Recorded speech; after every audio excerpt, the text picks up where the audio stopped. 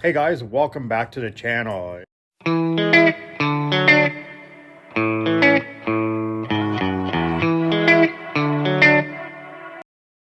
is a very cold night tonight. We just got a fresh snowfall, which you will see later on in the video.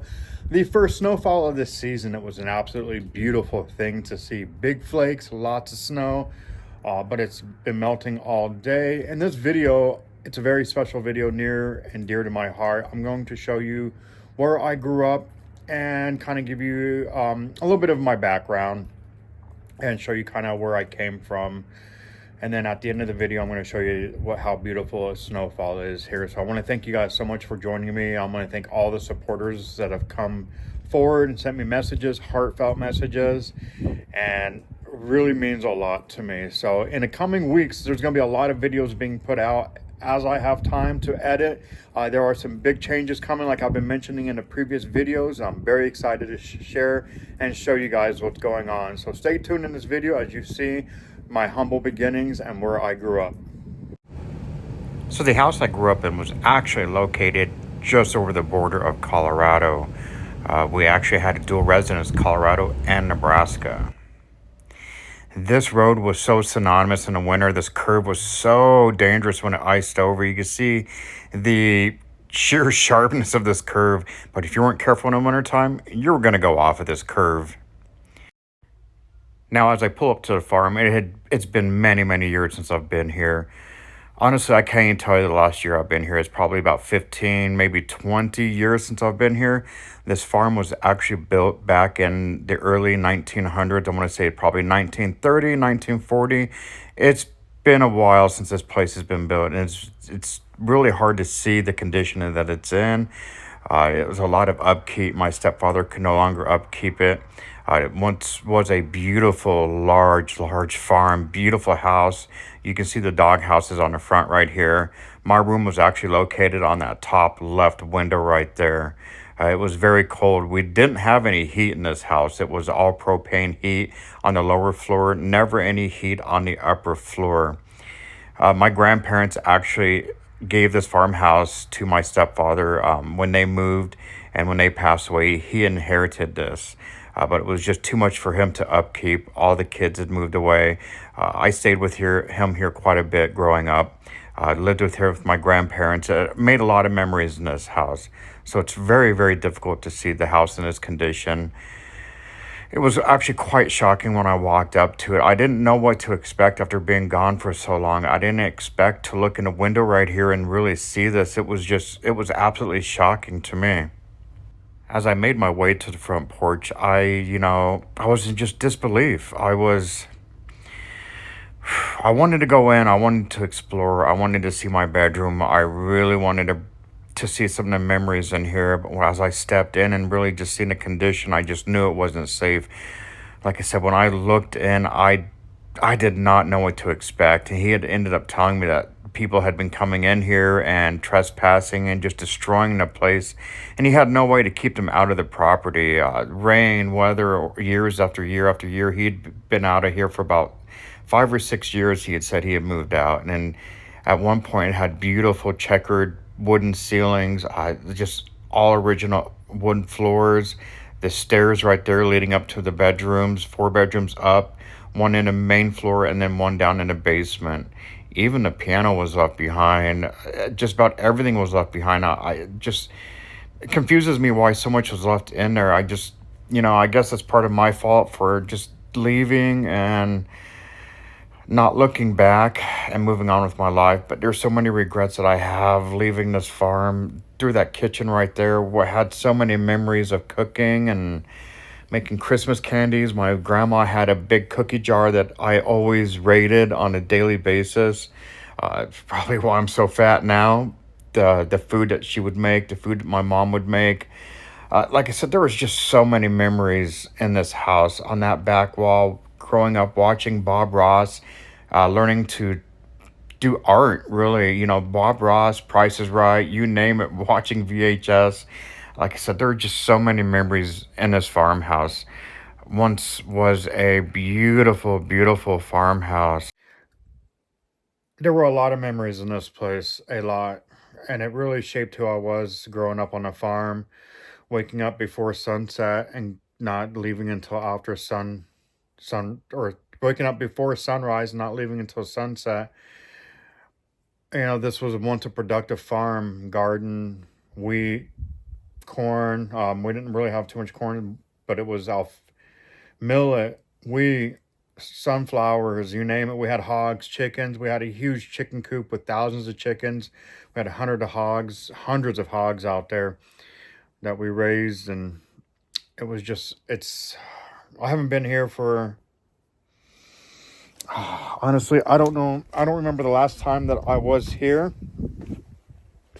It's been that long since I was here, but just standing on the porch, looking out, see what it once was, and now what it has become it's heartbreaking. It really is.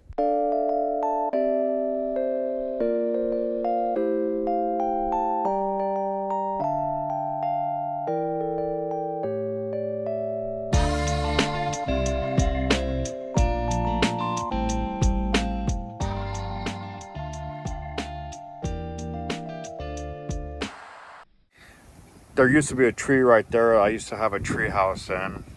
Obviously it's no longer there. This entire side used to be just full of trees. There was a whole tree line just so thick full of trees over there. It was a windbreak. There used to be a tree stump we used to have a really old cottonwood right here. I'm not sure where the tree stump's at, but it used to provide the best shade ever for this house. This house, you can see the Christmas lights just dangling up there. It used to be, my room used to sit up in that corner.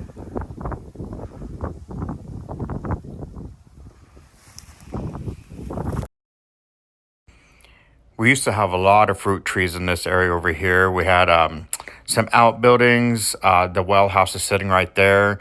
There was quite a bit of trees over there. I don't know what happened to all the trees. Back in that area, used to be quite a few barns. This is where we kind of kept the hogs, the garage. We got the Quonset there. There was, like I said, it's just amazing to see the change. When you let something go, it really does change a lot. That truck there was wrecked in a accident years and years ago when my mom hit black ice with my sister Angela, and they went through a couple of trees. This all out there was just filled with hog pens and gardens, flower garden over there, veggie gardens, you name it. It was covered in gardens, self-sustaining, everything. It was absolutely beautiful over there. Like, you'd look out and all you would see was flowers for days. And now, as we make our way to the back over here, we used to have a small shop here on the left-hand side. It's pretty much where my grandfather hung out all the time, was his shop. Then we're in between the shop on this side, it was a chicken coop right there. We had tons of chickens. One of the things growing up was I was to help tend to the animals in the morning before going to school. And so as we approached the chicken coop, like I said, we had thousands of chickens in there. I remember taking care of the chickens and really, cutting the beaks, burning the beaks, harvesting eggs back there. You've got the chicken wire. That I remember vividly still helping to set all this up, and it feels like yesterday. You got the feeder right here. I can't believe some of the stuff is left in there. You've got the hen houses where they lay the eggs, and this was I just remember coming in here every single morning, every afternoon, and feeding them and watering them and just maintaining everything. Now, this big metal building right here, that's where we kept all of our farm equipment. We had a ton of farm equipment in there. We had Alice Chalmers gleaners, Case IH tractors. Normally, if we didn't have the equipment in there and the grain bins were full, we had 4 grain bins over there. Normally, when those grain bins would get full back here, we would then take the rest of the grain and we would store it in a grain bin. As you see, a big ass owl just flew out of the barn. But anyways, yeah, we would store a lot of our excess grain in the back of this Quonset. It's called a Quonset right here. And so we would normally keep all the equipment over there on that right-hand side. Alice Chalmers is what I drove right here, and a Gleaner. This is the actual machines that I drove, not the, like, obviously that's just a picture, but that's what I drove growing up. No cab, no nothing. So to look out here and see the degradation of this farm is just unbelievable. This the tractors. We got a few more pieces of equipment in a Quonset. He had purchased this later on and drove it out here and just left it sitting here. But we had a Ford, and then I believe it was a Murray tractor, which is still in there. That little metal thing used to be our hog enclosure. I don't know how it ended up over there. Must have had some wind or something. Tornado pick it up and move it. Cause it ain't light. It used to sit right here. So how it got from there to the other location, I can only guess tornado. Now, as you look down this road, it used to be a lot of walking down this road looking for petrified wood. Just walking all the time. Now, as we make our way back into town, which is Venango, Nebraska, this road was frequently biked down by my sister and I all the time. It was about 5 or 6 miles into Venango, but we would constantly ride our bikes into town all the time. Yeah, I actually kept in shape back then riding that bike. As you can see, this is a long ways to go. So this road right here is actually called the State Line Road. So if I stay on this right-hand side, I'm in Colorado.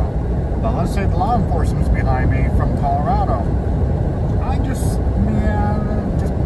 meander. Right now, I'm in Nebraska. So now we pull into Venango, Nebraska. I think it's got a population currently of maybe 98 people, established in 1897. We make our way over here to the school. This was once a thriving, huge school. From K all the way to high school. When I went there in my 4th and 5th grade year. I had 5 kids in my class. I was the only boy in my class out of girls. This school was very unique as it had a brand new gymnasium built back in the 80s, but it also had an indoor track and gymnasium below the gymnasium. It was an absolutely amazing school. It closed down, I want to say, I think it was the mid-90s it closed down. It was such a shame. They had so many plans for the school, turned it into a boys' home. There were a lot of recommendations of what to do with the school. So it was sad to see this place go to a waste. It has such great potential in it still. This is really a community of farmers. You've got the grain elevators, which most of the locals work, the grain elevators, owned by 2 different companies, Frenchman Valley Co-op and Schooler Grain, I do believe. The main street, there isn't really much to look at. I mean, you blink and you miss it. It's just one of those small towns. I spent a lot of time at that park right there. I spent a lot of time in that park mainly because of the bar right there. Everyone spent time in the bar. Come 9 p.m., all kids get kicked out of that bar, and we would go across the street to the park and play. Obviously, the park's been transformed since I've been here. You look down the main street, and then you look across to the park, that yellow tractor, that thing's been there forever. Probably 30 plus years. The white building is actually the VFW hall where everyone held their wedding ceremonies, the chili cook-offs, you name it, everything, all the events were held in the VFW hall. For some of you who don't know what that is, that's Veterans of Foreign Wars. There are a lot of veterans in this area. I do mean a lot of veterans. But I look down the street and not much has changed. Yes, they have a fire department, a very nice fire department. There's, I want to say, I believe 2 churches in town and 2 bars in town, believe it or not. But there really isn't much to this town. You'll see the Farmers Union Co-op right there, big grain elevator. They're called elevators for some reason. And then you've got Schooler on the left-hand side right here. But that is where a lot of people work if you're not a farmer. You know, just seeing down here on the main street and seeing how there's really nothing left anymore. It actually hasn't changed. Let me say, this place has not changed. It's always looked like this. No one living here. I had quite a few friends here growing up, a lot of sleepovers. They've all since moved, but other than that, it's just another one of those dying towns. Just a really quick drive-by of the village of Venango, the laundromat. I don't know if that's still in operation. They do have a post office. They used to actually, where the phone sat, there used to be a phone booth, or what I call a urinal, because everyone used to urinate in it. You can see them in operation right here, kind of getting some of the grain out. So this is corn harvest, or the end of corn harvest at the moment. So they'll be wrapping that up here pretty soon.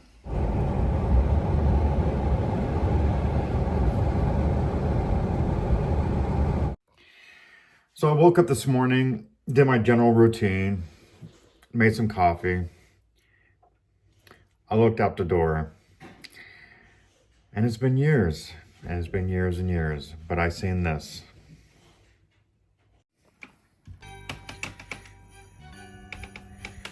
That's right. The first snow of the season, eh? It's such a beautiful thing, but it can also be such a dangerous thing because a lot of these trees still have leaves on it. It'll start breaking branches, and it is, you guys can see the amount of snow already. I mean, it's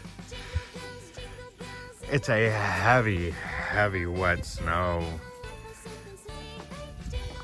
but it's just so absolutely beautiful. Sometimes you just have to kind of enjoy the beautiful things in life like this. I haven't seen this for years, and it's just absolutely beautiful. It's right now, the flakes are so big and it's so peaceful. It's not too windy, but the way that it's coming down, you can see it hitting my face and piling up on me. The crunch beneath my feet as I walk, it's just an absolutely amazing thing. Like I said, I hadn't seen snow in quite a few years. I'd always been back over there. But just to walk out in this, you know, it just brings like out the kid in you. But I guess in good old celebration of the snow, it doesn't hurt just to come out here and kind of walk around in it and enjoy it. I'm going to put on my hoodie for a second